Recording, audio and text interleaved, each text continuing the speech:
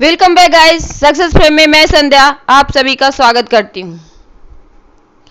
Guys, हम डरते हैं अपने दुश्मनों से, अपने उन लोगों से जो हमसे ईर्ष्या रखते हैं कि वो हमारा नुकसान न कर दे, परंतु हकीकत ऐसा नहीं है। वो चाहे जो भी करे, जब ऊपर वाला नहीं चाहता तो हमारा नुकसान नहीं हो सकता। आज की कहानी हमें यही सबक सिखाती है। पांडवों में भीम को खाने पीने का बहुत शौक था, यानी ये कहा जाए कि खाना उनकी कमजोरी थी तो गलत नहीं होगा। और दुर्योधन और भीम के बीच दुश्मनी तो बचपन की ही थी। दोनों एक दूसरे को एक फूटी नजर भी नहीं सुहाते थे, और ऊपर से दुर्योधन के साथ उसके मामा शकुनी जो एक नंबर के चालबाज।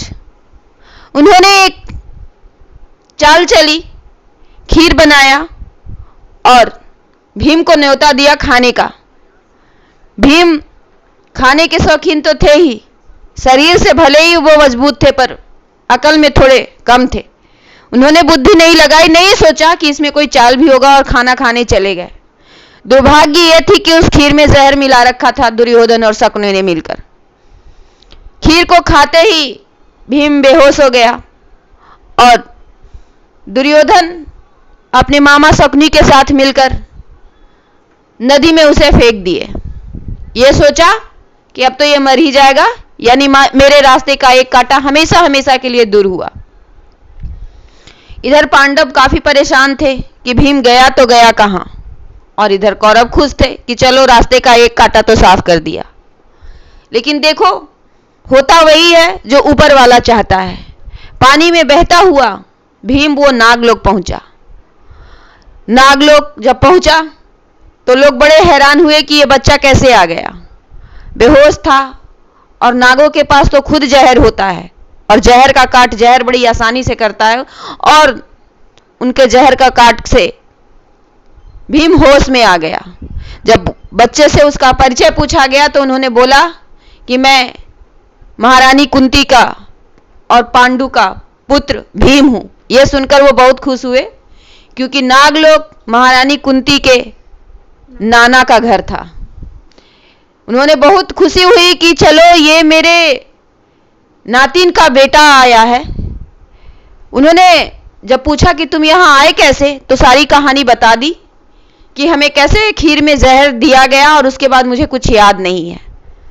सारा माजरा सुनने के बाद नागलोक के राजा उसे कुछ पीने के लिए देते हैं और बोलते हैं कि इस एक कटोरा में, एक कटोरे को जब तुम ये पियोगे, वो अमृत जैसा दूध जैसा कोई चीज थी, तो एक कटोरे में तुम्हें 100 हाथी का बल मिलेगा। अब वैसे वैसे वो 10 कटोरे को पी गया। आप सोचे कि 1000 हाथियों का बल अपने अंदर वो भर लिया। और उसके बाद शाम होने से पहले उन्हें कहा गया कि अब आप जल्दी से जल्दी हस्तिनापुर वापस लौट जाओ, नहीं तो आपकी मां परेशान हो रही होगी।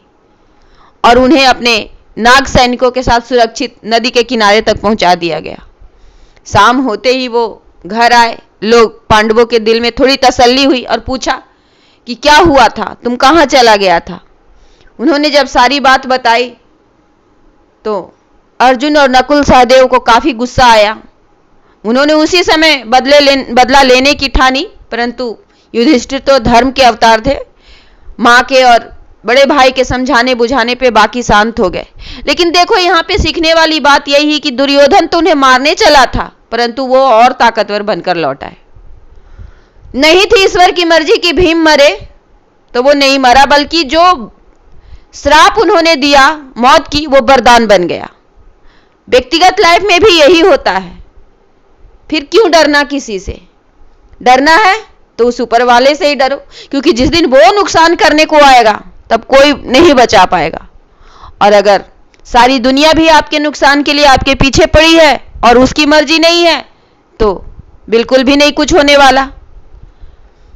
तो कहने का मतलब सिर्फ इतना ही है कि सच को देखो, बाकी भ्रम में पड़कर सच से दूर होकर हम अपना नुकसान खुद ही कर लेते हैं।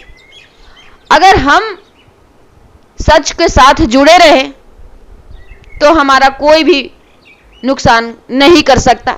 फिर सामने वाला कितना भी ताकतवर, कितना भी चाल चलने वाला या बुद्धिमान क्यों ना हो।